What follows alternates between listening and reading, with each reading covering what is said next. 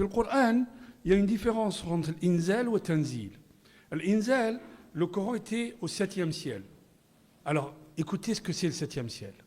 Quand on vous dit le prophète, sallallahu alayhi wa sallam, il a fait un voyage au 7e ciel. Écoutez ce que c'est le 7e ciel. Vous avez vu, nous, on est sur Terre. Et nous, par rapport à 7 milliards ou 8 milliards d'individus, on est quoi? Rien, poussière. La Terre, elle appartient au système solaire. Est-ce que vous savez combien de terre il faut pour faire un soleil? Vous savez ou pas? Alors, écoutez bien. Ça fait 1 300 000 terres pour faire le soleil. Il y a 150 millions de kilomètres pour aller au soleil. Ça, c'est notre soleil. Hein? Vous savez que les étoiles que vous voyez, c'est des soleils éteints. Alors, suivez bien. 1 300 000 terres pour faire le soleil. Le soleil, c'est notre système solaire. Donc, la Terre, elle est la 3e ou la 4e planète après le soleil. Dans notre galaxie, on appartient à une galaxie qui s'appelle la Voie lactée. Dans notre galaxie, il y a des millions d'autres systèmes solaires. Dans notre galaxie.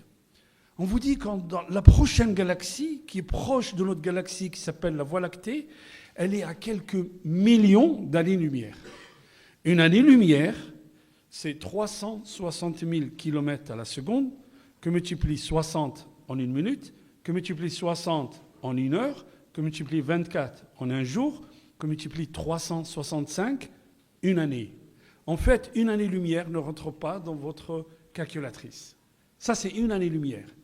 Alors, la prochaine galaxie se trouve à quelques millions d'années-lumière. Suivez-moi. Savez-vous combien les scientifiques ont estimé les galaxies dans notre univers? Savez-vous combien? Il y a 2200 milliards de galaxies. 2200 milliards de galaxies dans l'univers.